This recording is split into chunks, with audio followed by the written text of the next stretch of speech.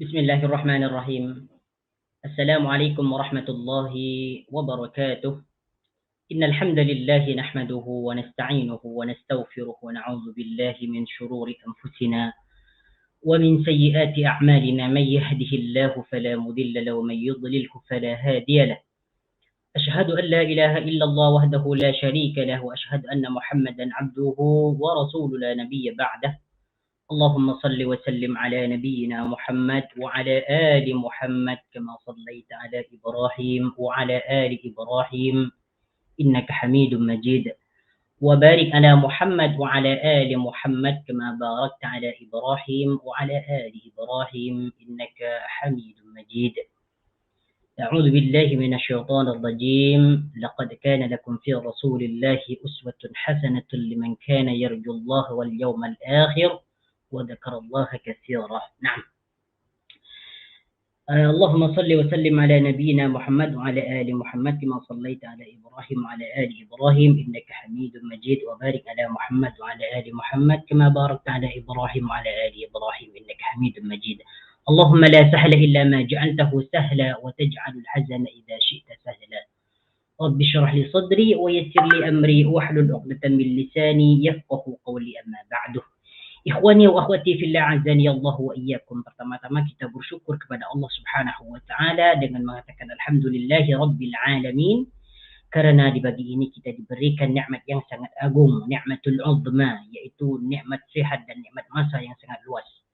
Sehingga dengan nikmat yang diberikan oleh Allah taala kepada kita, kita dapat mempergunakannya dalam hal kebaikan, dalam hal yang memberikan manfaat, yaitu belajar tentang ilmu agama, terkhususnya belajar tentang sirah nabawiyah yang terdapat dalam kitab Syama'il Muhammadiyah, yaitu merupakan kitab yang menjelaskan tentang sifat akhlak dan khuluqun Nabi sallallahu alaihi wasallam, berkaitan dengan sifat beliau, berkaitan dengan kejadian beliau dan sebagainya. Nah, ikhwani wa akhwati fillah, azani Allah wa iyyakum, sangat penting bagi kita untuk mempelajari tentang kisah-kisah yang berkaitan dengan baginda Nabi sallallahu alaihi wasallam, karena dengan mengetahui tentang kisah beliau kita dapat mencontohi beliau, dapat mengambil pelajaran, dapat meniru langkah atau apa yang diperbuat oleh baginda Nabi sallallahu alaihi wasallam. Nah,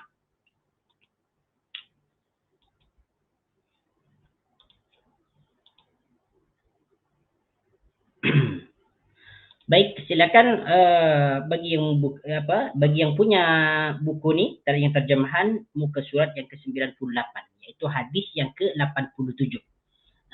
Kalau kita tengok dalam buku terjemahan kita ni, 9 hadis yang ke-87, ya, 87. Adapun dalam buku originalnya hadis yang ke-89 dalam kitab Syama'il Muhammadiyah yang telah disyarah oleh Syekh Abdul Razak. Nah, jadi dalam bab ini kita masih akan mempelajari tentang cincin baginda Nabi sallallahu alaihi wasallam, ya. Perlu diketahui sebagaimana yang telah kita pelajari bersama pada minggu lepas, bahwa cincin baginda Nabi sallallahu alaihi wasallam itu terbuat daripada perak, ya, terbuat daripada perak. Kadang baginda Nabi sallallahu alaihi wasallam memakainya dan kadang juga menjadikan ia sebagai cop, ya, cop atau stempel, ya. Kemudian diantaranya lagi ciri-ciri atau ciri-ciri cincin baginda Nabi sallallahu alaihi wasallam itu batu cincinnya terbuat dari batu Habasyah, yaitu dari negeri Habasyah, ya, yaitu Abyssinia, Habasyi. Nah, baik, sekarang kita akan sambung kepada hadis yang ke-89, di mana hadis ini diriwayatkan oleh Anas bin Malik.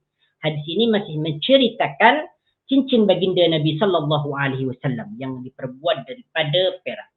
Naam, haddatsana Mahmud bin Ghailan qala haddatsana Hafiz bin Umar bin Ubaid huwa at-Tanafisi qala haddatsana Zuhair Abu Khaisamah an Humaid an Anas bin Malik qala kana khatamun Nabi sallallahu alaihi wasallam min fiddatin fassuhu minhu, ya, yang bermaksud daripada Anas bin Malik, maksudnya dia berkata kana khatamun Nabi sallallahu alaihi wasallam, bahwa cincin baginda Nabi sallallahu alaihi wasallam min fiddatin, terbuat daripada perak. Fasuhu minhu, batu permatanya, batu cincinnya itu terbuat dari perak juga. Jadi dalam hadis yang ke-89 ini menjelaskan tentang bahwa cincin baginda Nabi Shallallahu Alaihi Wasallam itu terbuat dari perak. Begitu juga dengan batu permatanya, batu cincinnya itu pun terbuat daripada perak. Nah, adapun hadis sebelumnya dijelaskan bahwasanya batu cincinnya itu terbuat daripada batu Habasyah, ya, batu yang berasal dari negeri Habasyah, yaitu negeri Abyssinia. Apakah ini bertentangan dengan hadis sebelumnya? Tidak bertentangan. Semua hadis ini betul. Jadi Nabi Shallallahu Alaihi Wasallam itu mempunyai cincin yang batu permatanya terbuat dari batu Habasyah, ya. Kemudian yang kedua mempunyai cincin yang batu permatanya atau batu cincinnya itu terbuat daripada perak juga. Dan ini hadisnya tidak bercanggah. Nah, hadis ini juga dikeluarkan oleh Imam Al-Bukhari, hadis yang ke-5870. Dan juga dikeluarkan oleh Musannif dalam Al-Jami' As-Sahih. Nah, ya, jadi hadis ini tidak bertentangan dan hadis ini sahih, ya. Nah, kemudian hadis yang ke-90. Hadis yang ke-90 ini adalah hadis yang diriwayatkan juga oleh Anas bin Malik. Jadi hadis ini masih hadisnya Anas bin Malik. حدثنا إسحاق بن منصور قال حدثنا معاذ بن هشام قال حدثني أبي عن قتادة عن أنس بن مالك قال لما أراد رسول الله صلى الله عليه وسلم أن يكتب إلى العجم قيل له إن العجم لا يقبلون إلا كتابا عليه خاتم فاصطنع خاتما فكأني أنظر إلى بياضه في كفه. ما شاء الله تبارك الرحمن. Jadi hadis ini menjelaskan, ya, tentang cincin baginda Nabi Sallallahu Alaihi Wasallam itu yang dijadikan sebagai cop moho, ya, yaitu cop resmi daripada untuk membuat surat. Yang bermaksud daripada Anas bin Malik, katanya lamma arada Rasulullah sallallahu alaihi wasallam, ketika baginda Nabi sallallahu alaihi wasallam ayyatuba ila al-ajam, menulis surat yang akan dikirim kepada negeri Ajam. Al-Ajam ini maknanya adalah negeri selain daripada Arab. Nah, jadi orang-orang selain daripada Arab itu disebut Ajami, orang-orang Ajam, ya, karena mereka itu bukan bangsa Arab dan tidak berbahasa Arab. Jadi semua negeri selain daripada Arab itu disebut dengan Ajam, ya, disebut dengan Ajam. Makanya dalam ilmu nahwu itu kalau kita belajar isim ma la yansarif itu ada perkataan Ajami, ya, Ajami yaitu nama selain daripada Arab. Nah, jadi ayyaktuba ila al-ajami qila lahu, dikatakan kepada baginda Nabi sallallahu alaihi wasallam. Jadi ketika baginda Nabi sallallahu alaihi wasallam ingin menulis surat kepada negeri selain bangsa Arab, maka ada seorang berkata kepada Nabi. Apa kata dia? Innal ajama la yaqbaluna illa kitaban alaihi khatamun. Sesungguhnya, ya, negeri Ajami, negeri selain Arab, la yaqbaluna illa kitaban, mereka tidak akan menerima, ya, illa kitaban alaihi khatamun, kecuali surat yang di dalamnya terdapat cop moho, ya, cop moho, ya, cop resmi atau stamp, ya. Jadi kata-kata seorang sahabat kepada Nabi, wahai Rasulullah, sesungguhnya orang-orang Ajami selain bangsa Arab nih, mereka itu tidak akan menerima surat kecuali di dalamnya ada stamp. Ya, maknanya surat itu harus resmi, ya, betul-betul surat buatan yang dibuat oleh seseorang yang mempunyai keperluan, ya, yang mempunyai hajat, sehingga di dalamnya harus betul-betul ada stempel atau cop moho. Nah, jadi alaihi khatamun. Khatamun di sini, ya, bukan bermakna cincin, ya, bukan bermakna cincin di sini. Jadi khatamun di sini bermakna cop, ya, bermakna cop stamp. Fattana khataman, maka baginda Nabi sallallahu alaihi wasallam meminta untuk dibuatkan cop, ya, cop dari cincin. Faka'anni anzuru ila bayadhihi fi kaffihi, maka seakan-akan aku melihat, ya, putihnya cop tersebut fi kaffihi, di tapak tangan baginda Nabi sallallahu alaihi wasallam. Jadi cop yang dipegang oleh Nabi sallallahu alaihi wasallam itu dia berwarna putih. Ya, mungkin karena cop tersebut dibuat daripada perak. Nah, jadi inilah awal permulaan ketika baginda Nabi sallallahu alaihi wasallam itu memberikan cop kepada surat yang beliau tulis. di dalam surat yang beliau tulis. Sebelum itu baginda Nabi SAW tidak menggunakan cop. Baru ketika beliau itu mengirimkan surat kepada selain orang Arab, itu langsung baginda menggunakan cop di dalam suratnya. Masya Allah, Tabarakallah Rahman. Ya. Baik, kemudian hadis yang ke-91. Hadis yang ke-91 ini masih menjelaskan tentang cincin. Ini menjelaskan tentang ukiran atau tulisan yang ada di cincin baginda Nabi Sallallahu Alaihi Wasallam. Masya Allah, Tabarakallah Rahman. Ya. Inilah orang yang sangat mulia. Sehingga cincinnya itu dibahaskan, direkodkan oleh para sahabat. Macam mana cincin beliau Sallallahu Alaihi Wasallam. حدثنا محمد بن يحيى قال حدثنا محمد بن عبد الله الأنصاري قال حدثني أبي عن ثمامة عن أنس بن مالك قال كان نقش خاتم رسول الله صلى الله عليه وسلم محمد ستر ورسول ستر والله ستر. Hadis ini masih hadisnya Anas bin Malik, ya. Katanya karena naqsu khatami Rasulullah sallallahu alaihi wasallam, bahwa ukiran cincin baginda Nabi sallallahu alaihi wasallam terdapat tulisan Muhammadun, yaitu lafaz Muhammad, satrun, satu baris.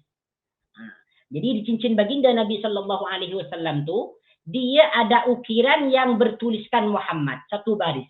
Ya, satu baris Muhammad. Wa rasulun satrun. Setelah itu ditulis rasulun. Di bawahnya Muhammad itu terdapat rasulun. Ya, terdapat rasulun, satu baris. Kemudian setelah rasulun itu terdapat perkataan lafzul jalal, yaitu Allah. Wallahi satrun, dan perkataan Allah itu satrun, satu baris. Jadi Muhammadun rasulun Allahi. Jadi kalau kita baca secara sempurna, secara sambung, Muhammadun Rasulullahi, yaitu yang bermakna Muhammad adalah utusan Allah. Jadi inilah cincin yang digunakan oleh baginda Nabi Sallallahu Alaihi Wasallam yang bertuliskan ukiran Muhammadun Rasulullahi. Ya. Di sini Syekh Abdul Razak mengatakan fihi anna khatamahu sallallahu alaihi wasallam kana muqawwanan min salasi kalimatin. Dalam hadis ini dijelaskan bahwa ukiran cincin baginda Nabi sallallahu alaihi wasallam terdapat 3 kalimat, Muhammadun Rasulun Allahi. Dan kalimat ini tidak ditulis secara satu baris, tidak ditulis langsung secara satu baris karena tidak muat. Cincin itu adalah kecil. Bal fihi salasatu asturin, akan tetapi di dalamnya ditulis 3 baris lafaz, yaitu Muhammadun Rasulun Allahi. Nah, kalau kita tengok kata Syekh Abdul Razak, wa zahirul hadis anna satrul awal min al-a'la Muhammadun. Ya, kalau kita tengok daripada hadis, zahirnya hadis ini bahwa yang ditulis dalam ukiran tersebut dimulai daripada perkataan Muhammad yang berada di bagian paling atas. Muhammadun. Wasani Rasulun, setelah Muhammad Rasulun. Wasani yang ketiga Allahu. Yang ketiga ini Allahu. Wa kana hadha naqshuhu wa lam yakun alaihi syai'un akhar. Jadi dia Muhammadur Rasulullah, Muhammadur Rasulullah. Kalau kita tengok dalam beberapa gambar dalam internet, ya, di situ ditulis Allahu, ya, Allahu Rasulun Muhammadun. Kalau kita tengok dalam beberapa artikel atau gambar internet, Allahu Rasulun Muhammadun. Ya, jadi Allah di sini diletakkan di bagian paling atas. Katanya untuk mengagungkan lafzul jalalah. Tetapi kalau kita baca dalam ukiran tersebut, kalau diletakkan di bagian atas, maka kita akan baca Allahu Rasul Muhammad, yang mananya terbalik. Bagaimana ini mengatasi masalah ini? Jadi kita ikut kepada zahir hadis ini saja. Yaitu dimulakan dari perkataan Muhammad Rasulun Allahi, Muhammadur Rasulullahi. Dan ini tidak akan mengurangi keagungan Allah Subhanahu wa taala walaupun perkataan lafzul jalalah itu diletakkan di bagian yang paling bawah. Naam. Kemudian hadis yang ke-92, حدثنا نصر بن علي الجحظمي أبو عمرو قال حدثنا نوح بن قيس عن خالد بن قيس عن قتادة عن أنس بن مالك Jadi hadis yang ke-92 ini masih hadisnya Anas bin Malik. Masyaallah. Ya. كتب أن النبي صلى الله عليه وسلم كتب إلى كسرى وقيصر والنجاشي فقيل له إنهم لا يقبلون كتابا إلا بخاتم فصاغ رسول الله صلى الله عليه وسلم خاتما خلقته فضة ونكش فيه محمد رسول الله. ما شاء الله تبارك الرحمن. Hadis ini adalah taraf hadis sahih ya. Nah, hadis sahih juga. Hadis yang ke-91. Naam.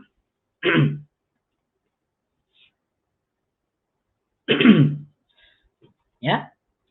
Anas bin Malik menceritakan katanya, anna Nabi sallallahu alaihi wasallam, sesungguhnya baginda Nabi kataba ila Kisra, menulis surat ila Kisra kepada Raja Kaisar. Itu ni Raja Kisra ini adalah Raja Persia.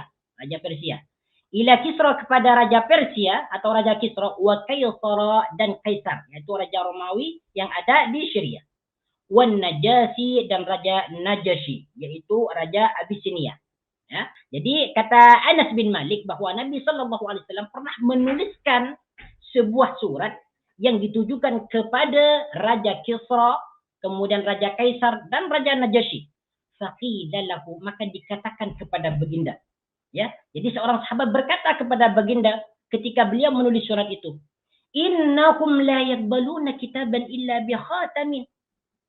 Mereka itu, para penguasa, para raja itu, la yaqbaluna kitaban, tidak akan menerima surat illa bi khatamin, kecuali atau melainkan di dalamnya terdapat cop resmi, cop moho, ya, cop negara.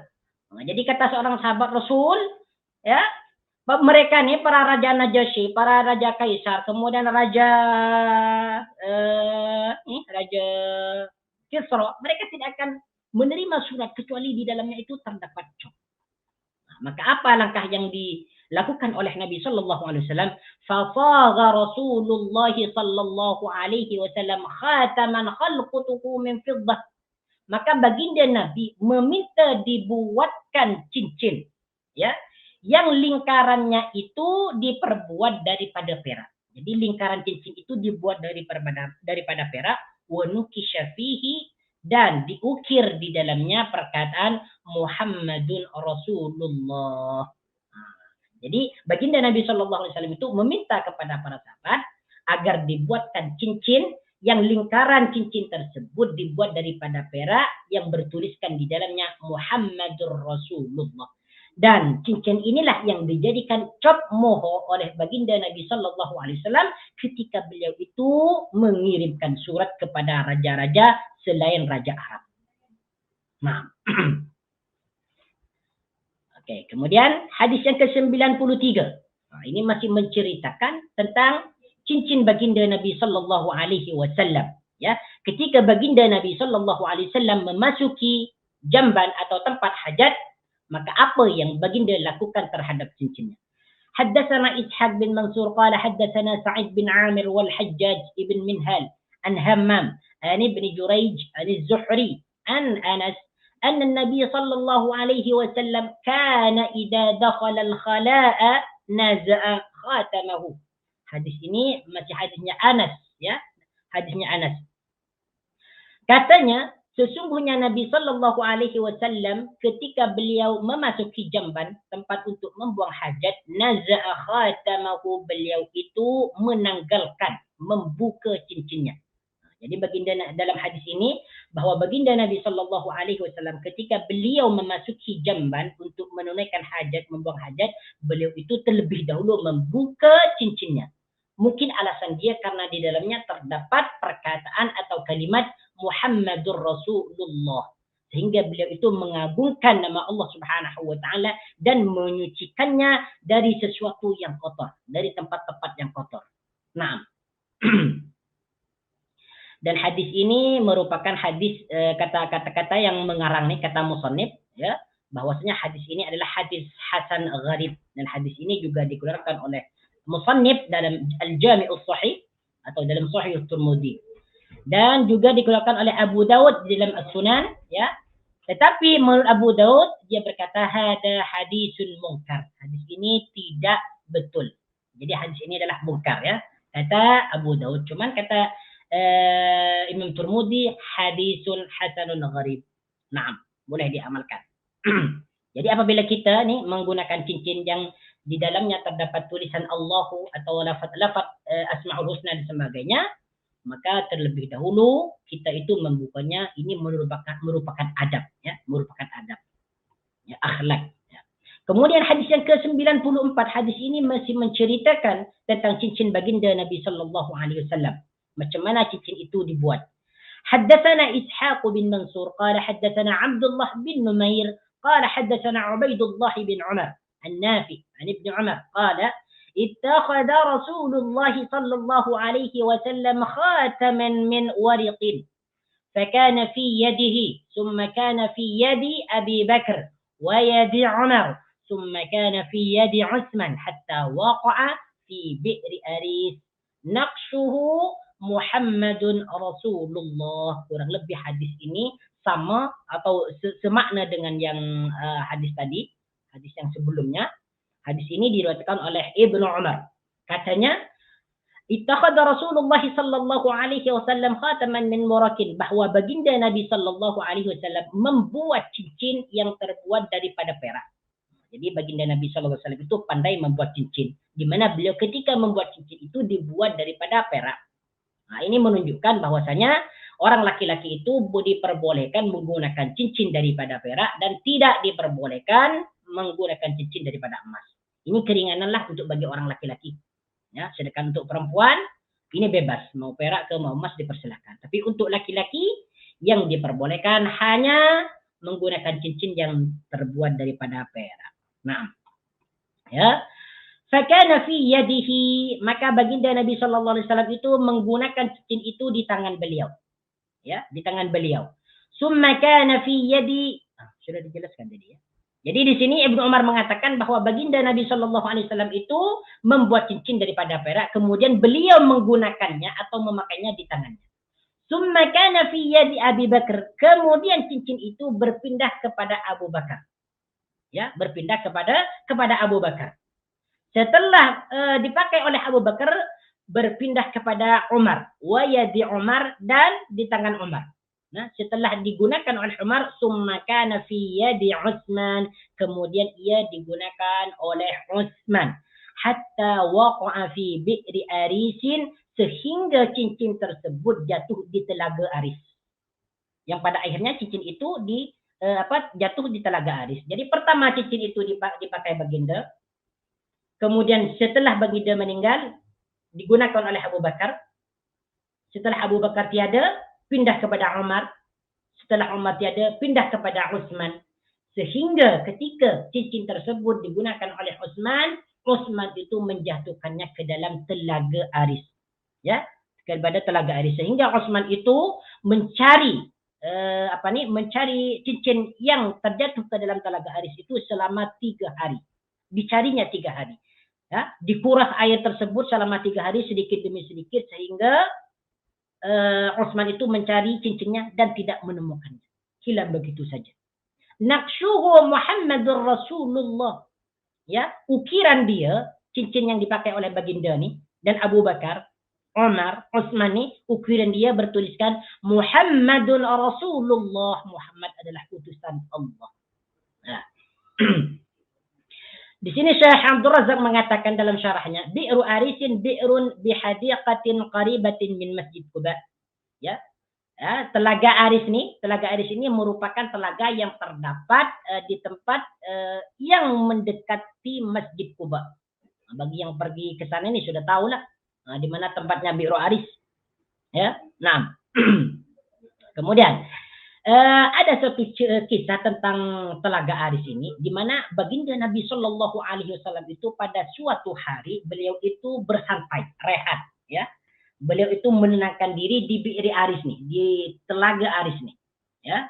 Sebagaimana yang diceritakan oleh Imam Bukhari, hadis yang ke-3674, ya. Hadis ini dibawakan oleh sahabat yang mulia yang bernama Abu Musa Al-Asy'ari. di mana Abu Musa al-Ash'ari ini menceritakan tentang bahawa suatu hari baginda Nabi sallallahu alaihi wasallam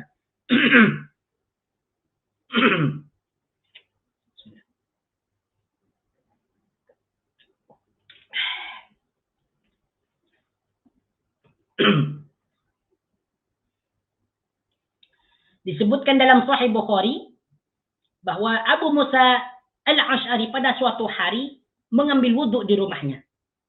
Kemudian dia keluar untuk menjumpai baginda Nabi sallallahu alaihi wasallam. Abu Musa al-Ash'ari ini dia berniat untuk menemani baginda Nabi sallallahu alaihi wasallam selama 1 hari penuh.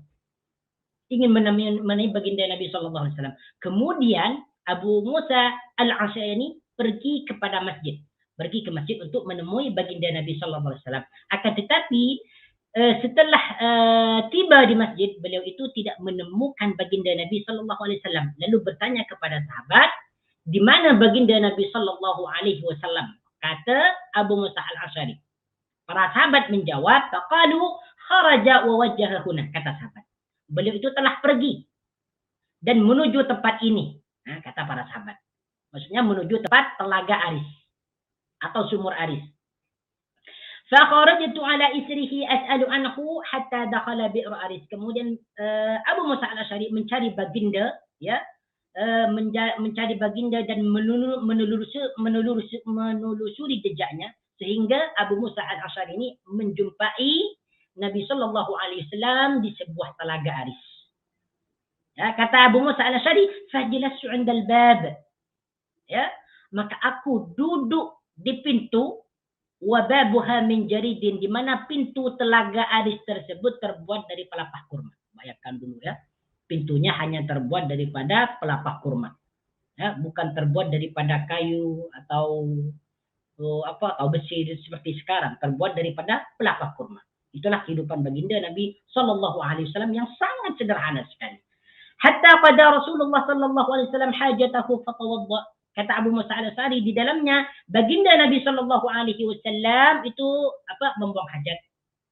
Setelah membuang hajat, beliau itu mengambil wudu. Naam.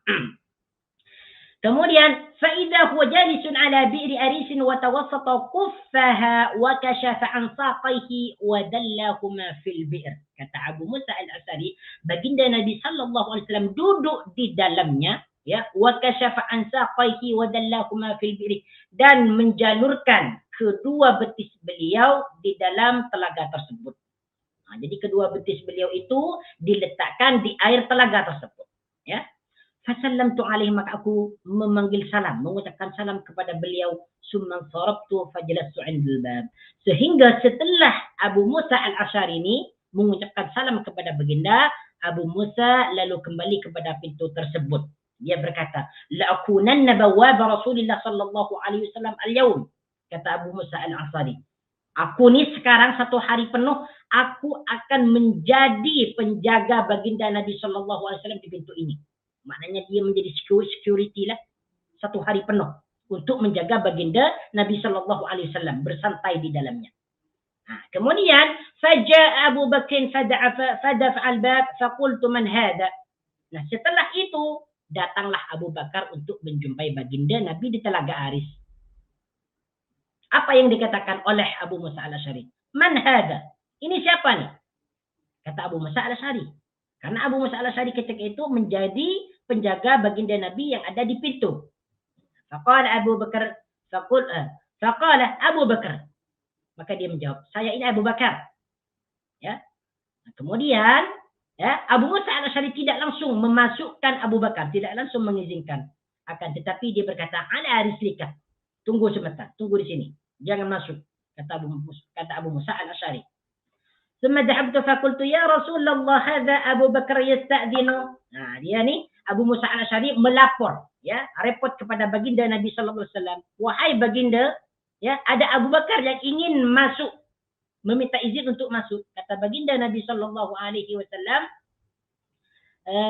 faqala i'zan lahu wa basyirhu bil jannah. Kata baginda, ya, berikan dia izin masuk. Dan wabasyirhu bil jannah. Masya Allah tabaraka rahman. Berikanlah kabar gembira kepada dia bahwa dia akan memasuki surga. dia akan menjadi ahli syurga. Masya Allah, tabarakallah rahman. Ya, jadi Abu Bakar ini salah satu sahabat yang dijamin masuk surga. Salah satu sahabat yang dijamin masuk surga. Termasuk kepada 10 sahabat yang dijamin masuk surga tanpa hisab. Faja'ah kemudian fa'aqbaltu hatta qultu li Abi Bakr udkhul. Kemudian Abu Musa ini mengizinkan Abu Bakar untuk masuk, udkhul. Ya, kata Abu Musa al-Asy'ari. Wa Rasulullah sallallahu alaihi wasallam yubashshiruka bil jannah. Abu Bakar silakan masuk. Engkau telah dimuliakan oleh baginda Nabi sallallahu alaihi wasallam bahwasanya kamu nanti akan masuk surga. Fadakhala Abu Bakar fajalas an yamin Rasulullah sallallahu alaihi wasallam wa ma'ahu fil qufli wa dalla rijlaihi fil bi'ri kama sana'a Nabi sallallahu alaihi wasallam. Sehingga Abu Bakar itu memasuki telaga Aris ini, berjumpa dengan baginda Nabi sallallahu alaihi wasallam dan melakukan seperti mana apa yang dilakukan oleh baginda Nabi sallallahu alaihi wasallam, yaitu menjalurkan kedua betisnya di telaga tersebut. Kemudian setelah itu datanglah Umar meminta izin kepada Abu Musa al-Asy'ari untuk masuk. Kemudian datanglah lagi setelah itu Utsman, ya. Kemudian diizinkan untuk masuk. Dan semua ini sahabat yang masuk ini Abu Bakar, Utsman, Ali, ya, mereka itu diberikan kabar gembira oleh baginda Nabi sallallahu alaihi wasallam bahwa ketiga sahabat ini dijamin masuk surga. Nah, inilah sekilas cerita tentang Bi'ru Aris, yaitu telaga Aris. Nah, kemudian kita sambung kepada hadis berikutnya. Nah, jadi hadis ini merupakan hadis yang terakhir, ya. Hadis yang menjelaskan tentang cincin baginda Nabi sallallahu alaihi wasallam. Jadi kalau kita simpulkan dari beberapa hadis ini bahwa cincin baginda Nabi sallallahu alaihi wasallam yang pertama, cincin beliau itu batu permatanya terdiri daripada batu yang berasal dari Habasyah. Yang kedua, cincin baginda Nabi sallallahu alaihi wasallam itu terbuat daripada perak. Kemudian, yang ketiga, cincin baginda Nabi sallallahu alaihi wasallam tidak hanya dipakai sebagai cincin, dan juga cincin Nabi sallallahu alaihi wasallam itu dijadikan sebagai cap moho, cap resmi, cap kenegaraan. Ya. Kemudian yang keempat, bahwasanya cincin Nabi sallallahu alaihi wasallam setelah beliau meninggal itu dipakai oleh Abu Bakar sebagai cap. Setelah Abu Bakar tiada, dipakai oleh Umar. Kemudian setelah Umar tiada juga dipakai oleh Utsman. Sehingga cincin tersebut hilang di sebuah sumur yang bernama sumur atau telaga Aris. Nah, jadi cincin yang ada sekarang itu, kalau nak dikatakan itu sabit atau original, itu membutuhkan bukti yang nyata. Ya, membutuhkan bukti yang nyata. Sama itu daripada hadis atau daripada sejarah. Sebab cincin yang digunakan oleh baginda Nabi sallallahu alaihi wasallam itu sudah tiada lagi. Sudah terjatuh di dalam telaga Aris. Ya. Jadi kalau ada pameran apa pertunjukan seperti ini, cincin baginda Nabi sallallahu alaihi wasallam itu membutuhkan dalil lah, membutuhkan dalil. Naam. Kemudian hadis berikutnya, tajuk berikutnya adalah bab yang ke-13, yaitu babu ma jaa fi anna Nabi sallallahu alaihi wasallam kana yatakhattamu fi yaminihi. Bab 13 ni, tajuk yang ke-13 ini tentang tajuk yang menjelaskan tentang bahawa baginda Nabi sallallahu alaihi wasallam memakai cincin di tangan kanannya. Ya, di tangan kanannya. Jadi di sini Al-Musannif, Imam At-Tirmidzi membawakan hadis ini bahwa baginda Nabi sallallahu alaihi wasallam itu menggunakan cincin, memakai cincin di bagian tangan yang kanan, ya, di bagian tangan yang kanan. Dan ini hadisnya banyak, walaupun nanti ada beberapa hadis yang lain yang tidak diriwayatkan oleh Imam Tirmidzi bahwa baginda Nabi sallallahu alaihi wasallam juga memakai cincin di tangan yang kiri. Nah, di tangan yang kiri. Nah, namun sebelum kita menjelaskan tentang hadis ini, ada beberapa perkataan imam atau ulama tentang pemakaian cincin baginda Nabi sallallahu alaihi wasallam. Sama ada digunakan di bagian yang tangannya kanan atau dipakai di tangan yang kiri. Nah, di sini Imam Ibnul Qayyim mengatakan dalam Zadul Ma'ad, ya, kata dia, "Wahtalafatil ahadits." Ya, dan banyak hadis yang berbeda, hal kana fi yumnahu aw yusrahu. Adakah cincin yang digunakan oleh baginda Nabi itu di tangan yang kanan atau di tangan yang kiri? Wa kulluha sahihatus sanad. Dan semua hadis yang menjelaskan tentang itu sanadnya sahih semua. Ini kata Ibnul Qayyim. Ya. Jadi baginda Nabi SAW memakai cincin di bagian tangan yang kanan. Hadis yang lain, baginda Nabi SAW memakai cincin di tangan yang kiri. Ya. Kata Ibnul Qayyim, hadisnya ini semua sahih. Walaupun nanti ada beberapa pendapat tentang ulama. Dan insya Allah nanti akan ana bawakan nanti ya. Setelah nih, ana bicarakan tentang pendapat ulama. Nanti mana yang lebih afdal, yang lebih utama memakai cincin. Adakah di tangan yang kanan atau di tangan yang kiri. Nah, kemudian di sini waqad ahsan al-Hafidh. Al-Hafidh al-Iraqi ya membuat nazaman ya tentang baginda Nabi sallallahu alaihi wasallam memakai cincin, sama ada di tangan kanan, sama ada di tangan kiri. Beliau mengatakan yalbasuhu kama rawa al-Bukhari fi khinsarin yamin aw yasari kilahuma fi Muslim wa yujma'u bi anna dha fi halatayn yaqa'u. Yalbasuhu kama rawa al-Bukhari. Baginda Nabi sallallahu alaihi wasallam memakai cincin seperti yang diriwayatkan oleh Imam Bukhari fi khinsarin yaminin aw yasarin, yaitu di jari kelingking, di jari kelingking yang kanan juga jari kelingking yang kiri. Jadi seperti mana yang terdapat dalam riwayat Imam Bukhari bahwa baginda Nabi sallallahu alaihi wasallam menggunakan cincin di bagian jari kelingking kanan dan juga di bagian di kelingking kiri. Kilahuma fi Muslimin wa yujma'u. Dan juga keduanya terdapat dalam riwayat Muslim. Wa yujma'u bi anna dha fi halatayn yaqa'u. Dan kedua-dua kondisi, ya, kedua-dua keadaan ini boleh dipakai, boleh terjadi. Sama ada baginda Nabi SAW menggunakan cincin di tangan yang kanan dan kiri itu sama-sama ada, ya, terjadi. Hadisnya ada semua. Maaf. Baik, di sini sedangkan Imam Nawawi mengatakan ajma'u ala jawazi takhattumi fil yamin. Ini pendapat Imam Syafi'i lah, dari kalangan Imam Syafi'i, bahwasanya ulama sepakat atas keharusan menggunakan cincin, memakai cincin fil yamini di bagian tangan yang kanan. Wa ala jawazihi fil yasar, dan kebolehannya menggunakannya di tangan yang kiri. Wala karahata fi wahidatin minhuma, tidak ada kemakruhan atau sesuatu yang tidak disukai memakai cincin di antara salah satu keduanya.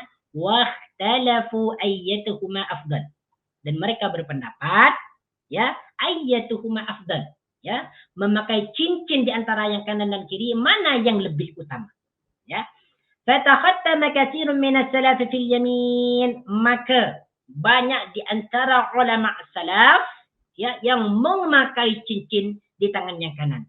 Wa katsiruna fil yasar, begitu juga banyak ulama khalaf yang kebelakangan juga menggunakan wa katsiruna fil yasar, dan mereka juga ulama salaf menggunakan cincin di bagian tangan yang kiri.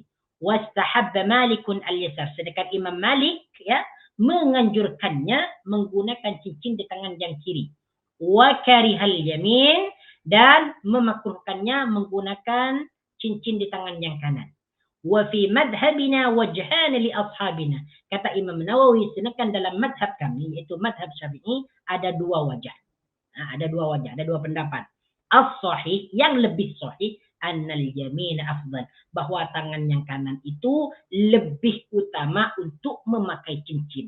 Li'annahu zinatun, karena ianya menjadi hiasan. Wal yaminu asyrafu wa haqqu bizinati wal ikram, dan tangan yang kanan itu lebih mulia dan lebih berhak untuk berhias, kata Imam Nawawi. Nanti ana ikutkan lagi ya, jelaskan lagi tentang masalah ini. Baik, kita langsung menjelaskan tentang hadisnya. Hadis yang ke-95. حدثنا محمد بن سهل بن عسكري البغدادي وعبد الله بن عبد الرحمن قال أخبرنا يحيى بن حسان قال حدثنا سليمان بن بلال عن شريك بن عبد الله بن أبي نمر عن ابن إبراهيم بن عبد الله بن حنين عن أبيه عن علي بن أبي طالب anna Nabi sallallahu alaihi wasallam kana yalbasu khatamahu fi yaminihi. Naam. Hadis ini adalah hadisnya Ali bin Abi Thalib, tetapi hadisnya ini hadisnya dhaif ya, hadisnya dhaif. Yang mengatakan bahwasanya Ali bin Abi Thalib menceritakan, katanya anna Nabi sallallahu alaihi wasallam, sesungguhnya baginda Nabi kana yalbasu khatamahu fi yaminihi, yaitu dia memakai cincinnya itu di tangan kanannya. Nah, jadi dalam hadis ini, hadis yang ke-95 ini menjelaskan bahwa baginda Nabi Shallallahu Alaihi Wasallam itu menggunakan cincin itu di tangan yang kanan, bukan di tangan yang kiri. Kalau kita tengok dari hadis yang ke-95 ini. Cuman hadis ini sebagaimana disebutkan dalam syarahan dia, ya, kata Syekh Abdul Razak, wa fi isnadihi Syarik bin Abdullah bin Namr. Nah, dalam isnadnya terdapat Syarik bin Abdullah bin Namr. Wa huwa saduqun yukhti. Dia itu adalah orang yang terpercaya. Hadisnya boleh diterima, tetapi yukhti kadang dia itu tersilap. Nah, jadi hadis ini adalah hadis dhaif. Naam.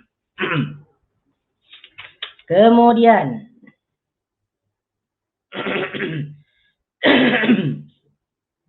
nah, ada lagi. Kemudian kita pindah kepada hadis yang ke-96. Hadis 96 sama lah dengan hadis yang ke-95. Tak perlu dibacakan lagi ya. Kita terus pergi kepada hadis yang ke-97. Ini masih menjelaskan bagaimana baginda Nabi sallallahu alaihi wasallam menggunakan cincinnya. Ya. Haddatsana Ahmad bin Mani' qala haddatsana Yazid bin Harun an Hammad bin Salamah qala رأيت ابن أبي رافع يتختم في يمينه فسألته عن ذلك فقال رأيت عبد الله بن جعفر يتختم في يمينه وقال عبد الله بن جعفر كان رسول الله صلى الله عليه وسلم يتختم في يمينه. نعم. Hadis yang ke-97 ini diriwayatkan oleh Ibnu Abi Rafi, ya, Ibnu Abi Rafi. Diriwayatkan oleh Hammad bin Salamah. Kata Hammad bin Salamah, dia berkata, aku melihat Ibnu Abi Rafi menggunakan atau memakai cincinnya di tangan yang kanan. Nah, jadi Hammad bin Salamah menceritakan bahwa Ibnu Abi Rafi ini memakai cincinnya itu di tangan yang kanan, bukan di tangan yang kiri. Fasa'altuhu an dzalik.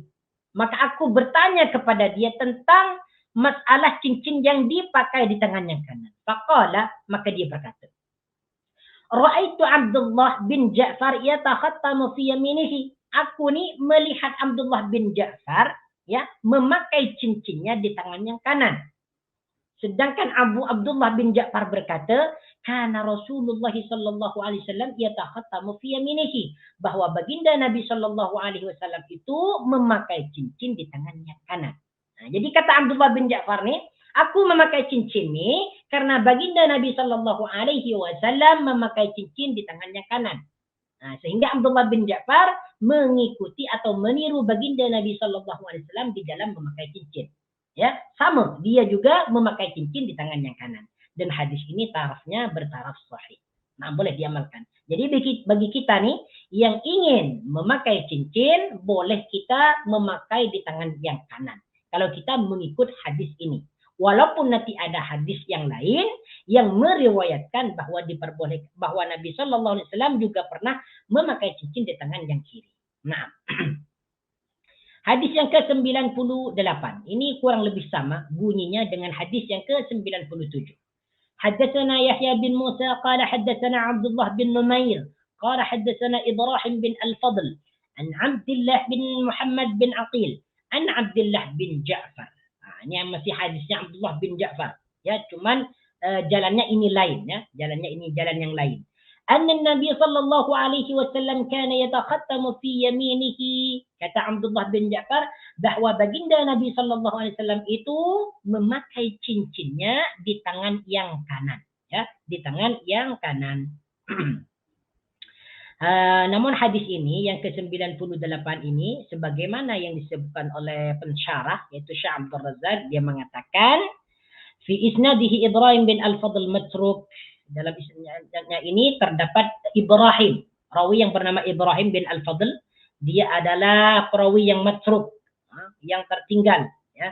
Hadisnya tidak dapat diamalkan, ya. Kama qala al-Hafidz fi at-Taqrib wa qala al-Bukhari wan Nasa'i wa Abu Hatim munkarul hadis. Munkarul hadis.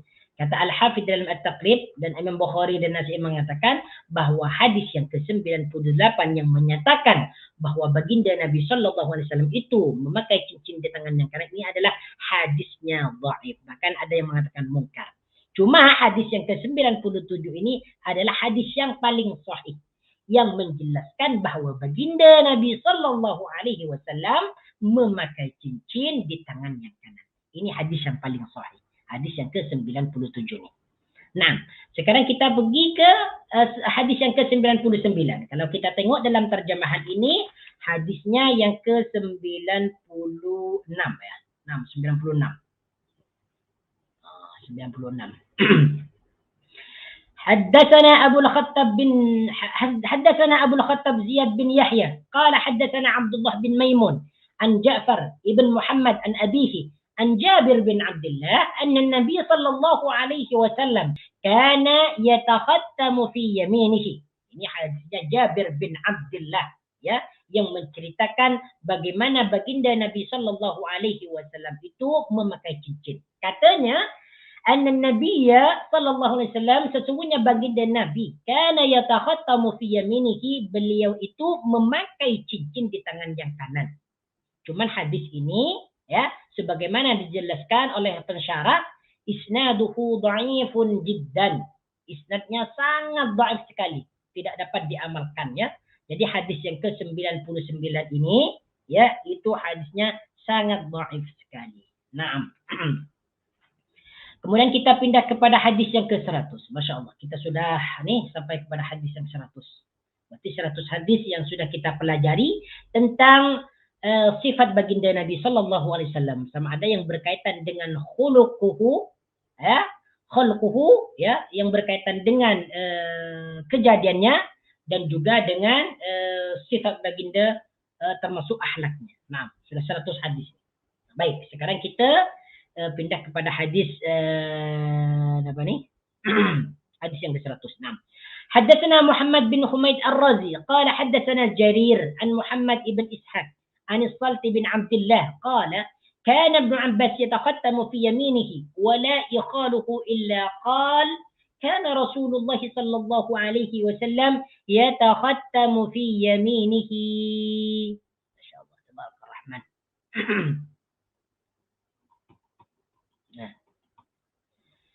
Hadis ini, ya, an Muhammad bin Ishaq an Salt bin Abdullah. Hadis dari yang disampaikan oleh sahabat Salt bin Abdullah. Katanya, kana Ibnu Abbas yatakhattamu fi yaminihi. Ibnu Abbas itu memakai cincin di tangan yang kanan. Wala ikhaluhu. Jikalau aku bertanya kepadanya, dia akan menjawab, kana Rasulullah sallallahu alaihi wasallam yatakhattamu fi yaminihi, bahwa baginda Nabi sallallahu alaihi wasallam memakai cincin di tangan yang kanan. Nah, jadi Asal bin Abdullah ini menceritakan bahwa Ibnu Abbas itu, ya, Abdullah Ibnu Abbas memakai cincin di tangan yang kanan. Ya. Apabila Ibnu Abbas ini ditanya kenapa memakai cincin di tangan yang kanan, pasti dia akan menjawab bahwa baginda Nabi sallallahu alaihi wasallam itu memakai cincin di tangan yang kanan. Dan hadis ini bertaraf hasan. Ya, hadis ini bertaraf hasan. Nah, dan boleh diterima, boleh digunakan. Baik, kita langsung kepada hadis yang ke-101. حدثنا محمد بن أبي عمر قال حدثنا سفيان عن أيوب بن موسى عن نافع عن ابن عمر أن النبي صلى الله عليه وسلم اتخذ خاتما من فضة وجعل فصه مما يلي كفه ونقش فيه محمد رسول الله صلى الله عليه وسلم ونهى أن ينقش أحد عليه وهو الذي سقط من معيكب في بئر أريس. Hadis yang kedua ini diceritakan daripada Abdullah ibn Umar. Ya, dia berkata, anna Nabi sallallahu alaihi wasallam ittakhadha khataman min fiddatin, bahwa baginda Nabi sallallahu alaihi wasallam ya membuat cincin daripada perak. Ini sudah dijelaskan tadi, ya, sebagaimana dijelaskan hadis di depan bahwa baginda Nabi itu membuat cincin daripada perak. Wa ja'ala fasahu mimma yali kafahu, dan beliau itu menghadapkan mata cincinnya itu tapak tangan. Jadi baginda Nabi SAW ketika memakai cincin, maka batu permatanya diletakkan di tapak tangan di sini. Bukan di sini ya, tetapi di sini. Wa ja'ala fasahu mimma yali kafahu. Batu permatanya itu dihadapkan ke tapak tangan. Ya, bukan di luar nih, tetapi di dalam. Tapi kalau kita menggunakan cincin, justru kita meletakkan batu permatanya di luar, di sini. Ya, di sini. Untuk menunjukkan cincinnya sangat bagus, terbuat daripada permata atau akik dan sebagainya. Tetapi kalau kita mengikut petunjuk Nabi SAW, beliau ketika menggunakan atau memakai cincin, batu permatanya diletakkan di dalam, di tapak tangan, bukan di luar tangan. Ya. Wa naqasha fihi Muhammadun Rasulullah, di mana di dalam cincin tersebut terdapat ukiran Muhammadun Rasulullah. Ini sudah dijelaskan tadilah. Wa naha an yanqusha ahadun alaihi, dan baginda Nabi sallallahu alaihi wasallam melarang seorang pun untuk meniru ukiran tersebut. Nah, jadi dalam hadis ini baginda itu melarang sahabatnya untuk membuat cincin yang sama dengan cincin baginda Nabi sallallahu alaihi wasallam, di mana dalam cincin tersebut terdapat ukiran Muhammadun Rasulullah. Dilarang oleh baginda, tidak boleh. Sebab nanti apabila diperbolehkan untuk membuat cincin yang sama dengan cincin baginda Nabi sallallahu alaihi wasallam, maka mereka akan membuat cop mukhor tersendiri. Jadi banyak cop-cop Muhammadun Rasulullah nanti. Dan ini boleh dikatakan memalsukan, ya, memalsukan cop. Seperti mana yang terjadi pada sekarang, banyak cop-cop palsu. Wal'iyadzubillah. Wa huwa alladhi saqata min mu'aykibin fi bi'ri arisin. Nah, yang cincin yang sedang dibicarakan ini, cincin yang terbuat daripada perak, kemudian di dalamnya terdapat ukiran Muhammadur Rasulullah, ya, yaitu cincin yang dijatuhkan oleh Mu'aykib di Telaga Aris. Nah, jadi hadis cincin ini jatuh di Telaga Aris dan dijatuhkan oleh Mu'aykib fi bi'ri Aris. Baik. Hadis sebelumnya tadi bahwa cincin tersebut dijatuhkan oleh Utsman.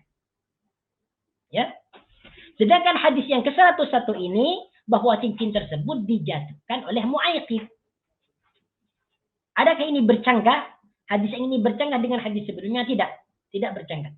Ini boleh dijamak, boleh dikompromikan. Ya. Jadi hadis ini sama-sama betul, tidak bercanggah. Bagaimana cara kita taufik memahami ini?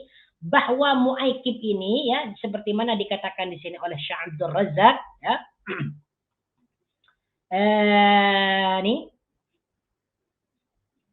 waqila fil jam'i bainal hadis la'alla Utsman radhiyallahu anhu madda al-khatam li Mu'aykib liyukhtama bihi aw li hajatin.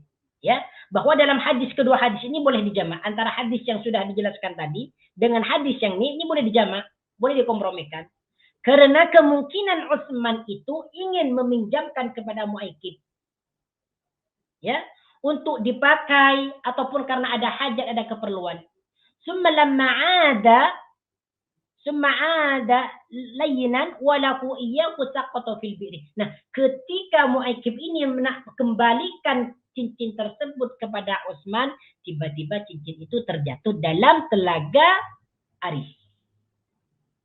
Nah, jadi hadis ini boleh kalau kita kompromikan bahwa cincin tersebut boleh dijatuhkan oleh kedua sahabat tersebut, yaitu Utsman dan Mu'aykib. Sedangkan Mu'aykib ini namanya adalah Huwa bin Abi Fatimah Ad-Dawsi. Ya, termasuk daripada as-sabiqun al-awwalun yang mula-mula masuk Islam.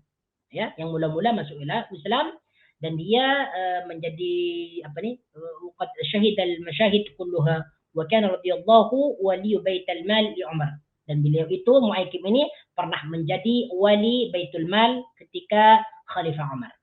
Naam. Baik, kemudian kita pergi kepada hadis yang ke-102. Nah, ini masih menceritakan tentang bagaimana baginda Nabi sallallahu alaihi wasallam itu memakai cincin. حدثنا قتيبة بن سعيد قال حدثنا حاتم بن إسماعيل عن جعفر بن محمد عن أبيه قال كان الحسن والحسين يتختمان في يسارهما. Di sini dibawakan oleh Muhammad Al-Baqir ya. Ya. Kata Muhammad Al-Baqir daripada bapaknya, dia berkata, Kana al-Hasan wal Husain. Hasan wal Husain, Sayyidina Hasan dan Sayyidina Husain, ketika beliau berdua memakai cincin, beliau berdua itu memakai cincinnya di tangan yang kiri. Hadis ini menjelaskan bahwa Hasan dan Husain memakai cincin di tangan yang kiri. Kenapa keduanya nih, Hasan dan Husain memakai cincin di tangan yang kiri? Kemungkinan kedua Hasan dan Husain ini melihat baginda Nabi Shallallahu Alaihi Wasallam memakai memakai cincin di tangan yang kiri. Sehingga Hasan dan Husain ini juga menerimanya. Dan hadis ini akhrajahul musannif fi jami' wa huwa munqati. Hadis ini munqati. Cuman kalau kita tengok dalam terjemahan ini, ya hadisnya ini adalah bertaraf sahih. Ya, kata Imam Tirmidzi mengatakan hadis ini hasan sahih. Hasan sahih. Jadi boleh diamalkan lah, ya, boleh diamalkan. Wa qala Abu Isa hadha haditsun gharibun la na'rifuhu min hadis Sa'id. Mana yang mana nih? Oh ya. Afwan, ana silap ya. Jadi kalau kita tengok daripada hadis yang ke-102 ini, bahwasanya memakai cincin itu tidak hanya boleh dipakai di bagian tangan yang kanan saja, tetapi juga boleh dipakai di bagian tangan yang kiri. Nah, kemudian kita pergi kepada hadis yang ke-103. Haddatsana Abdullah bin Abdul Rahman qala haddatsana Muhammad bin Isa wa huwa min at-Tabba' qala haddatsana Abbad bin Al-Awam عن سعيد بن أبي عروبة عن قتادة عن أنس بن مالك أنه صلى الله عليه وسلم كان يتختم في يمينه. Ini hadis diriwayatkan oleh Anas bin Malik, dan hadis ini sudah diceritakan sebelumnya, sudah dijelaskan bahwa baginda Nabi Shallallahu Alaihi Wasallam itu memakai cincin di tangan yang kanan. Abu Isa mengatakan, Imam Tirmidzi yang menulis buku ini, dia berkata, Hada hadisun gharib. Ini adalah hadis gharib. Kata beliau. Berarti ini tidak sahih lah. Ya. Nah. Kemudian hadis yang ke-104. Ya, hadis yang ke-104. Baik.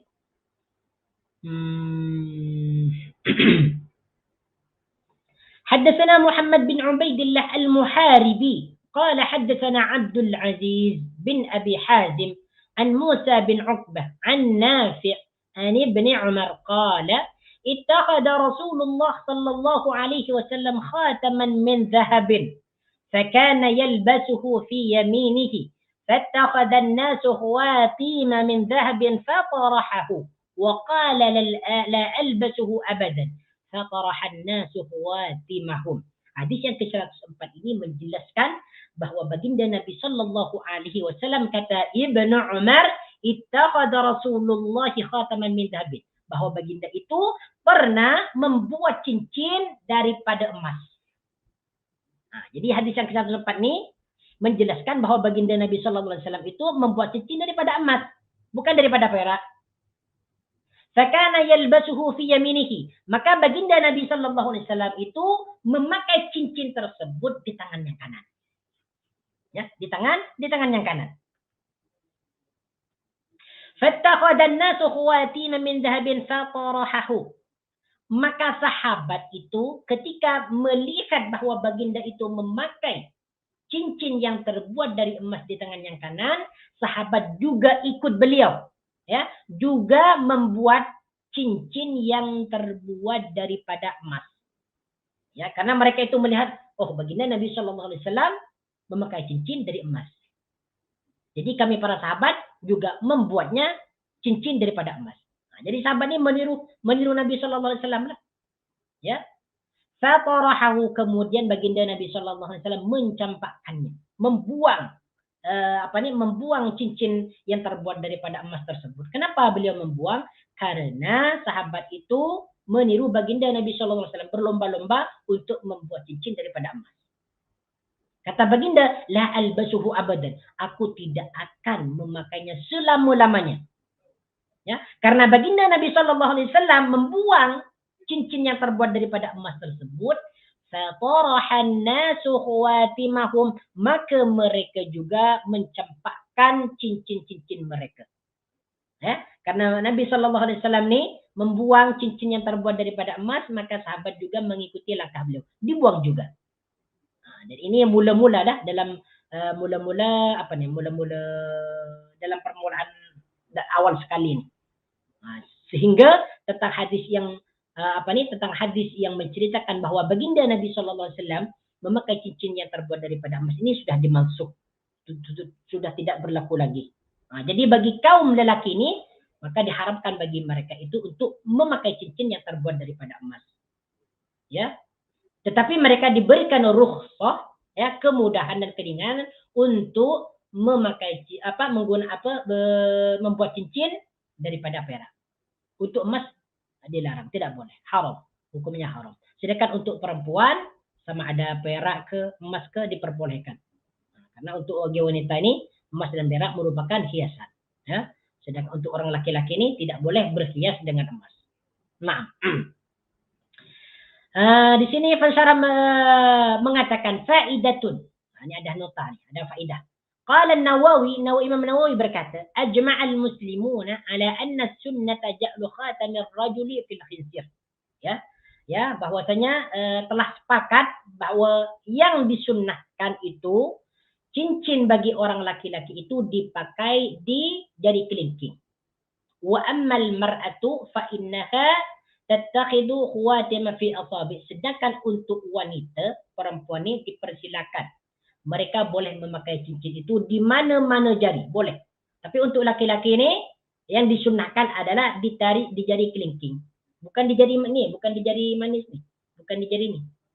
Kebanyakan kita menggunakan cincin itu di jari jari manisnya.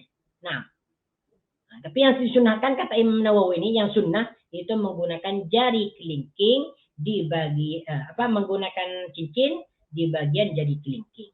Nah, ay fi ayyi asba'in sya'at min yadiha li'annaha tattakhidhuhu lizinati wat tajammul. Nah. Baik.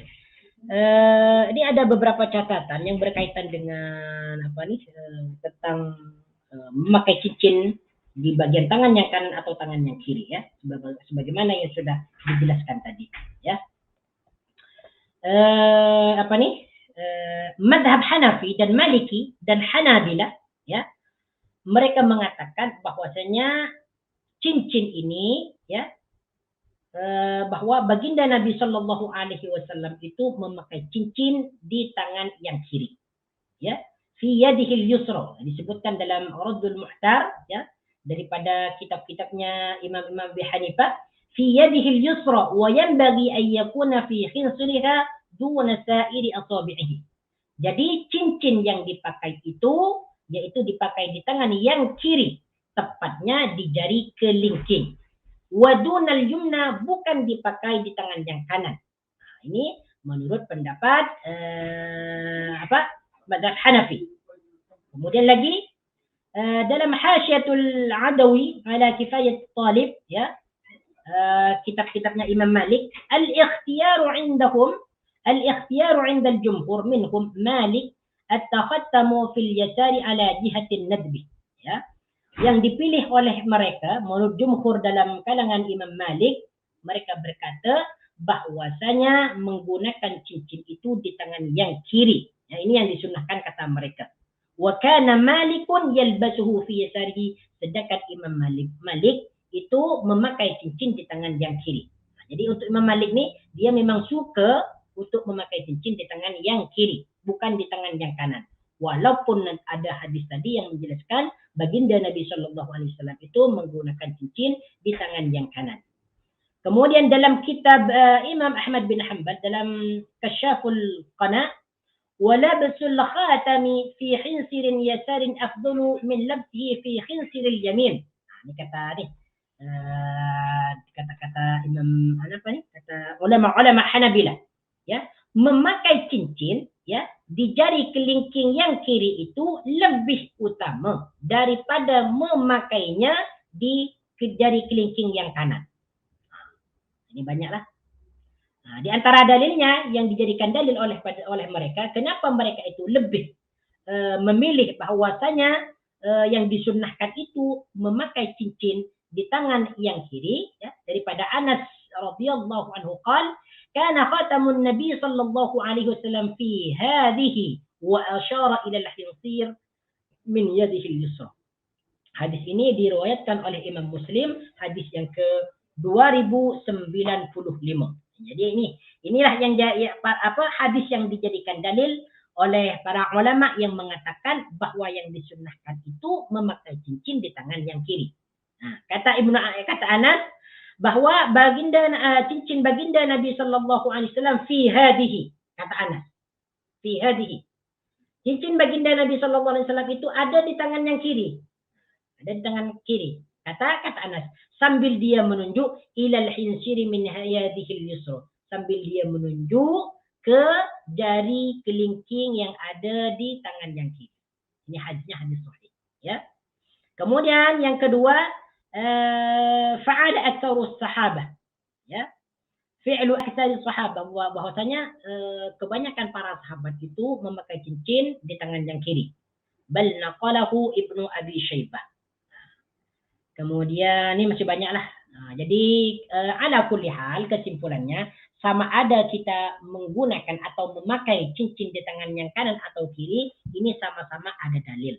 Nah, cuman yang lebih afdal kalau menurut ulama Syafi'i itu memakai cincin di tangan yang kanan. Tetapi kalau ingin mengikut ulama-ulama yang lain seperti madhab Hanabilah, madhab Malik dan madhab Hanafi, mereka itu lebih memilih untuk memakai cincin di tangan yang kiri. Ala kulli hal terpulang. Semuanya ada dalil-dalilnya. Baik, kemudian kita pindah kepada bab yang ke-14. Yaitu tajuk dia, Babu ma ja'a fi sifati sayfi Rasulullah sallallahu alaihi wasallam. Masya-Allah, tabarakallah rahman. Ya. Jadi tajuk ini menjelaskan tentang pedang baginda Nabi sallallahu alaihi wasallam. Orang yang sangat agung, yang sangat mulia sekali, ya. Sehingga pedangnya juga direkodkan oleh para sahabat, dibicarakan pedang baginda Nabi Sallallahu Alaihi Wasallam. Nah, jadi dalam hadis ini menjelaskan tentang sifat dan bentuk pedang baginda Nabi Sallallahu Alaihi Wasallam. Baik, hadis yang pertama yang menjelaskan tentang pedang baginda Nabi Sallallahu Alaihi Wasallam. Di sini disebutkan dalam syarah Syekh Abdul Razak ni bahwasanya baginda Nabi Sallallahu Alaihi Wasallam itu tidak hanya mempunyai satu pedang saja. Ya, di sini disebutkan bahwa baginda Nabi Sallallahu Alaihi Wasallam mempunyai 9 pedang. Ini banyak koleksi lah berarti lah. Jadi baginda Nabi Sallallahu Alaihi Wasallam di dalam menggunakan pedang ini dia berganti-ganti. Ya, berganti-ganti. Wa qad dzakara Ibnu Al-Qayyim fi kitabih Zadul Ma'ad asma'a suyufihi. Ya, Imam Ibnu Al-Qayyim dalam kitabnya Zadul Ma'ad menyebutkan nama-nama pedang baginda Nabi sallallahu alaihi wasallam ya, wa jama'aha ba'du ahli al-ilmi fi baitayn min asy-syi'ri qala fihima lihadina min al-asyaf 9 rusub wal mikhdham dhul fiqar qadib hadf wal battar adb wa qal'i wa ma'sur al-fujjari. Wa ma'sur al-fujjari.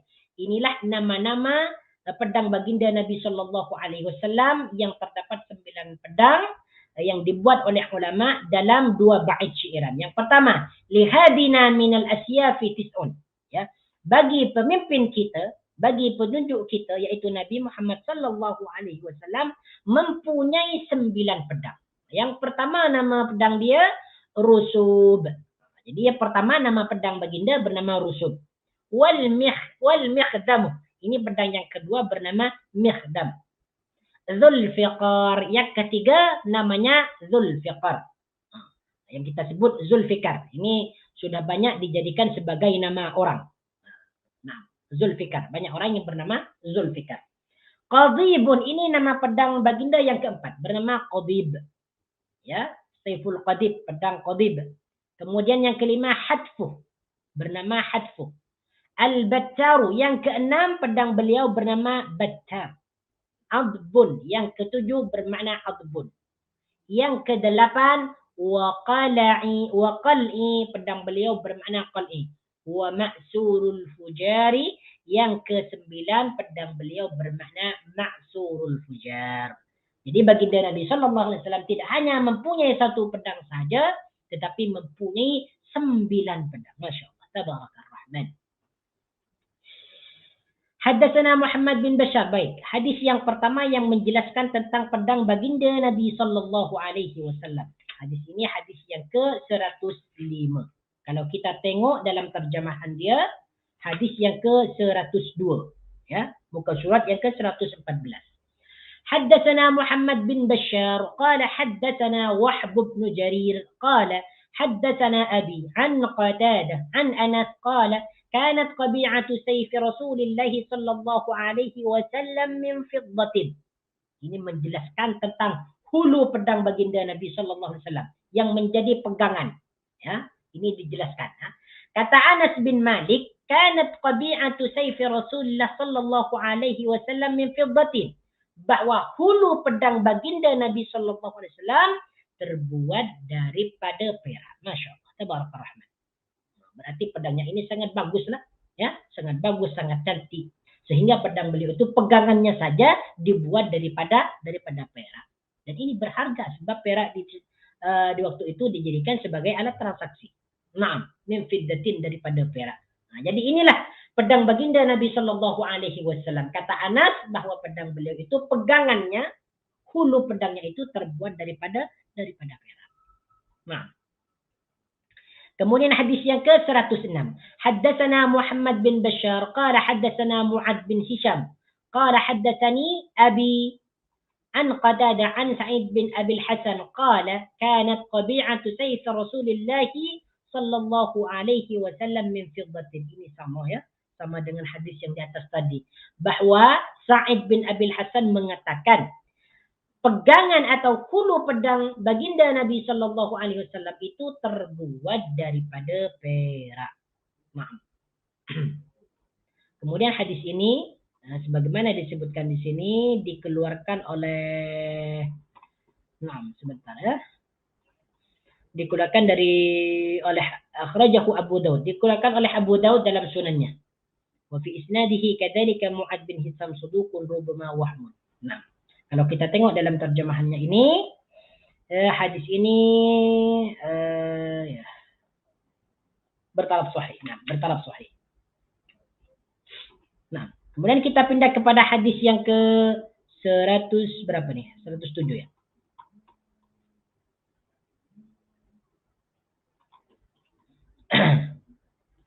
Nah, ini yang pertama 105 tadi, kemudian 106. Kemudian 107.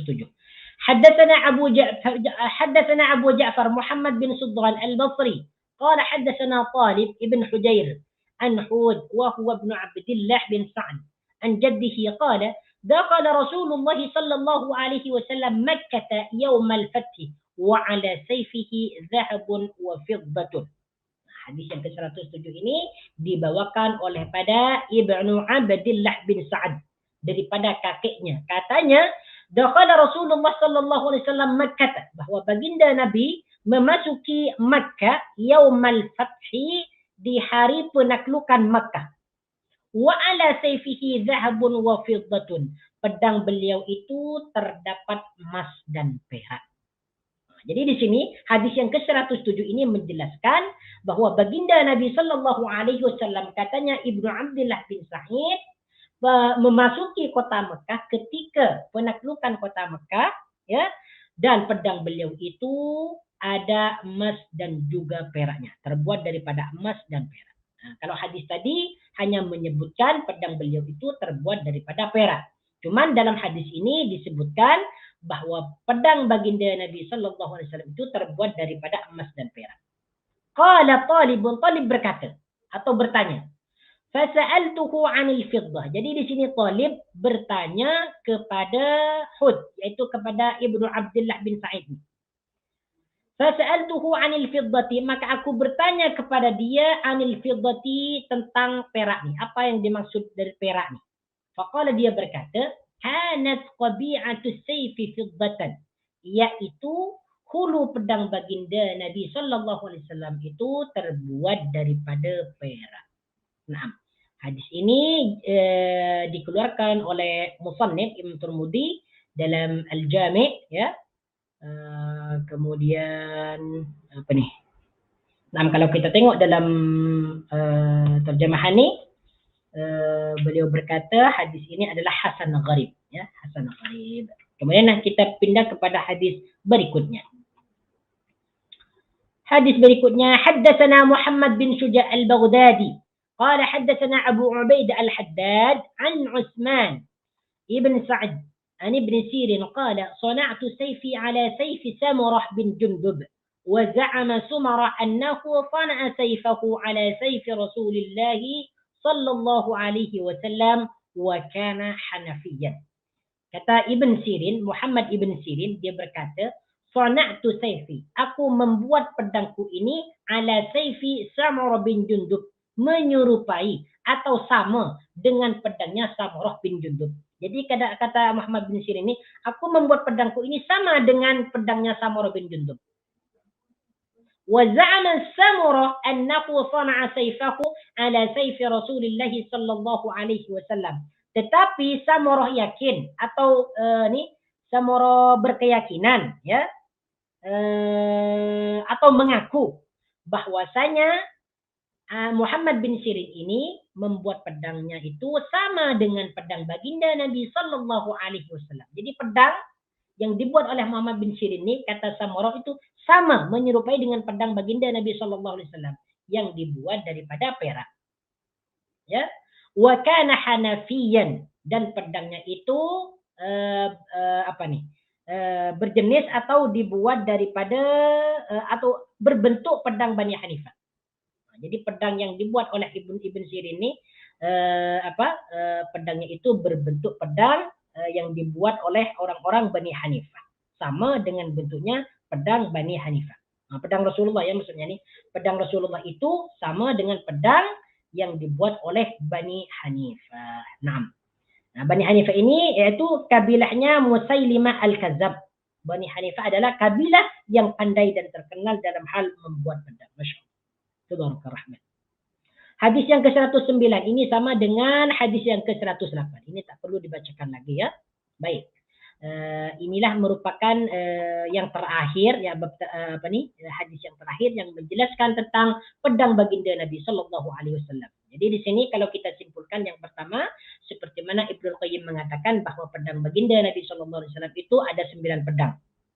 Di mana pedang Nabi sallallahu alaihi wasallam itu ada yang terbuat daripada perak, dan juga ada yang terbuat daripada perak dan emas. Nah, inilah pedang yang digunakan oleh baginda Nabi sallallahu alaihi wasallam untuk berperang. Bukan digunakan untuk selain berperang, tetapi untuk berperang. Ya. Baik.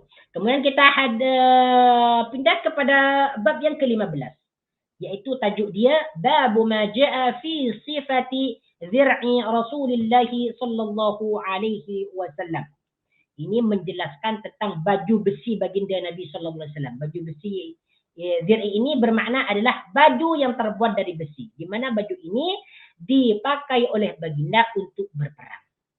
Jadi baginda Nabi sallallahu alaihi wasallam itu, walaupun beliau itu adalah orang yang paling tawakal kepada Allah Subhanahu wa taala, akan tetapi beliau itu mengambil sebab. Nah, jadi ketika beliau itu berperang menggunakan baju besi untuk melindungi beliau daripada serangan musuh. Nah, jadi beliau itu walaupun beliau terkenal atau merupakan orang yang paling bertawakal kepada Allah, tetapi beliau itu berusaha juga. Tidak hanya bertawakal kepada Allah, tetapi juga berusaha mengambil sebab agar dia selamat daripada serangan musuh. Nah, baik. Namun sebelum kita memulakan tentang hadis ini, sebagaimana disebutkan dalam syarahnya di sini, Ibnul Qayyim mengatakan bahwasanya baginda Nabi sallallahu alaihi wasallam itu tidak hanya mempunyai satu baju besi, ya. Baju besi yang dimiliki oleh Rasulullah sallallahu alaihi wasallam itu berjumlah 7. Jadi beliau itu mempunyai 7 baju besi yang digunakan untuk berperang. Nah, kata Ibnul Qayyim dalam kitabnya Az-Zadul Ma'ad, wa kana lahu sab'ata adru'in. Baginda Nabi itu mempunyai 7 baju besi atau baju perang. Yang terbuat dari besi lah. Yang pertama, Datul Fudul. Nama baju besi yang pertama yang digunakan oleh baginda untuk berperang yaitu Datul Fudul. Nah, ini nama baju besi baginda Nabi sallallahu alaihi wasallam. وهي التي رهنها عند أبي الشحم اليهودي على شعير لعياله. Baju besi ini, baju Datul Fudul ini merupakan baju besi yang digadaikan oleh baginda kepada seorang Yahudi yang bernama Abu Syahm. Ala sya'irin li'iyalihi, untuk membeli gandum keperluan keluarganya.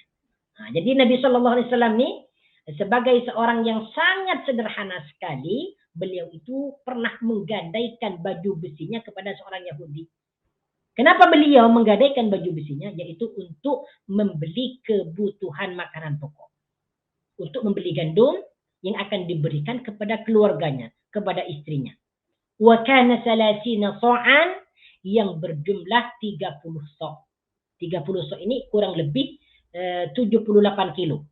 Ya, 78 kilo kurang lebih sekian lah.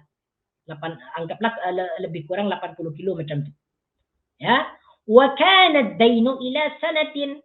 Ya, wa kana ad-dainu ila sanatin wa kanat ad-dir'u min hadidin. Baik nih. Wa kana ad-dainu ila sanatin, sehingga Nabi sallallahu alaihi wasallam itu berhutang sehingga 1 tahun. Nah, jadi ketika Nabi sallallahu alaihi wasallam nih menggadaikan baju besinya kepada seorang Yahudi ini bertujuan untuk membeli keperluan makanan pokok. Seperti mana juga disebutkan dalam hadis yang diriwayatkan oleh hadisnya tadi oleh Bukhari, ya, daripada Aisyah Ummul Mukminin, anna Nabi sallallahu alaihi wasallam ishtara ta'aman min Yahudiyyin ila ajalin wa rahanuhu dir'an min hadidin. Ini hadisnya.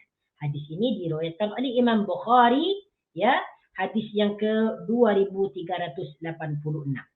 Bahwa sesungguhnya baginda Nabi sallallahu alaihi wasallam membeli makanan min Yahudiyyin, dari seorang Yahudi, ila ajalin, dibayar tunda. Dibayar tunda, tidak dibayar di waktu itu, tetapi dibayar tunda, dihutang maksudnya. Warahanuhu dir'an min hadidin, dan jaminannya, rahanuhu menggadaikannya kepada orang Yahudi tersebut, yaitu baju besinya min hadidin, yang terbuat daripada besi. Inilah hadis yang menjelaskan bahwa baginda Nabi SAW pada suatu waktu menggadaikan baju besinya. Kenapa beliau sampai menggadaikan baju besi? Ya karena Rasulullah SAW adalah orang yang miskin. Orang yang berkehidupan sangat sederhana sekali. Dan hadis ini juga menjelaskan bahwasanya diperbolehkan kita bertransaksi dengan orang-orang Yahudi. Dipersilakan. Diperbolehkan. Tidak mengapa. Nah, di antara salah satu namanya tadi Datul Fudul. Kemudian yang kedua, Datul Wishah. Nah, yang kedua, nama baju besi beliau adalah Datul Wishah. Kemudian yang ketiga, Datul Hawashi. Ini baju besi baginda Nabi sallallahu alaihi wasallam yang ketiga. Was-Sa'diyah. Kemudian yang keempat, nama baju perang baginda adalah Sa'diyah. Sa'diyah ini juga digunakan nama perempuan, ya, nama perempuan. Ada juga di kampung ana yang bernama Sa'diyah. Nah, berarti dia diambil dari nama baju besi baginda Nabi sallallahu alaihi wasallam. Kemudian yang kelima, wa fiddah. Nah, ini wa fiddah. Jadi baju baginda Nabi sallallahu alaihi wasallam itu baju perangnya juga bernama fiddah. Wal batra, dan batra, wal khirnak, dan khirnak. Nah, ini 7 nama baju baginda Nabi sallallahu alaihi wasallam yang digunakan untuk berperang. Dan semuanya ini adalah baju-baju besi, ya. Baju-baju besi. Nah, kemudian yang ke-110 hadis ini menjelaskan Hadis yang pertama yang menjelaskan tentang baju baginda Nabi Shallallahu Alaihi Wasallam yang terbuat daripada besi yang digunakan untuk berperang. Haddatsana Abu Sa'id Abdullah bin Sa'id al-Ashaj قال حدثنا يونس بن بكير عن محمد بن إسحاق عن يحيى بن عبد بن عبد الله بن زبير عن أبيه عن جده عبد الله بن زبير عن الزبير بن العوام قال كان على النبي صلى الله عليه وسلم يوم أحد ذرعان فنهض إلى الصحرة فلم يستطع فأقعد طلحة تحته وصعد النبي صلى الله عليه وسلم حتى استوى على الصخرة قال سمعت النبي صلى الله عليه وسلم يقول أوجب طلحة. Perhatikan, hadis ini menjelaskan tentang baginda Nabi Shallallahu Alaihi Wasallam yang menggunakan dua baju perangnya, digunakan sekaligus. Hadis ini dibawakan oleh Zubair bin Al-Awwam. Zubair bin Al-Awwam ini merupakan salah satu sahabat yang dijamin masuk surga. Al-Mubasysyiruna bil Jannah. Nah, yang dijamin masuk surga tanpa hisab ya. Zubair bin Al-Awwam katanya, kana 'ala Nabi sallallahu alaihi wasallam yaum Uhudin dir'ani, bahwa baginda Nabi sallallahu alaihi wasallam ketika peperangan Uhud memakai dua baju besi. Jadi ketika perang Uhud nih, baginda Nabi sallallahu alaihi wasallam baju besinya terlapis daripada dua baju besi. Berlapis dua baju. Nah, berlapis dua baju besi. Fanakhadha ila sahrati falam yastati. Ketika itu Nabi Shallallahu Alaihi Wasallam ingin memanjat batu, ya, ingin menaiki batu. Falam yastati, tetapi beliau tidak berjaya menaikinya. Jadi Nabi Shallallahu Alaihi Wasallam ini, ya, ketika perang Uhud itu ingin menaiki batu yang tinggi, tetapi beliau tidak dapat menaikinya, tidak berjaya, karena beliau itu menggunakan dua baju besi. Ya, fa'aq'ada Talhata tahtahu. Karena beliau itu tidak dapat memanjatnya, ya, maka beliau itu menyuruh Talha untuk duduk, ya, menudukkan atau menyuruh Talha untuk duduk. Wa sa'ida Nabi sallallahu alaihi wasallam hatta stawa 'ala sakhrati, sehingga Nabi sallallahu alaihi wasallam dapat memanjat batu tersebut sehingga sampai di atas batu. Nah, jadi karena Nabi Shallallahu Alaihi Wasallam ini tak dapat memanjat batu, kemudian menyuruh Talha untuk duduk, dijadikan sebagai tangga. Masya Allah, tabarakar rahman. Nah, betapa bahagianya Talha ketika itu dijadikan tangga oleh Nabi Shallallahu Alaihi Wasallam untuk menaiki batu. Nah, dan Talha ini juga sahabat yang dijamin masuk surga. Masya Allah. Jadi setelah Talha ini duduk, kemudian Nabi Shallallahu Alaihi Wasallam memanjat, menaiki batu yang tinggi tersebut. Kenapa Nabi Shallallahu Alaihi Wasallam ini menaiki batu? Agar beliau itu dilihat oleh para sahabat. Nah, jadi beliau itu memantau sahabatnya yang lagi perang. Jadi apabila sahabat itu melihat beliau, sahabat ini menjadi semangat, tambah semangat, karena mereka itu sedang diperhatikan oleh baginda Nabi Shallallahu Alaihi Wasallam. Ya, kata Zubair bin Al-Awwam, beliau berkata, dia berkata.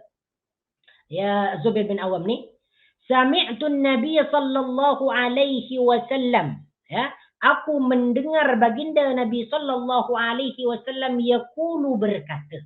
Jadi ketika Nabi memanjat batu ni di atas punggung Talha, dia berkata, aujab Talha, yang artinya Talha wajib masuk surga, atau Talha pasti masuk surga.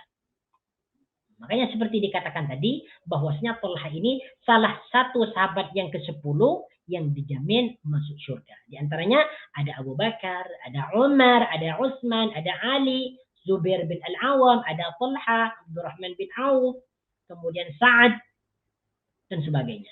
Nah, Masya Allah, tabarakar rahman.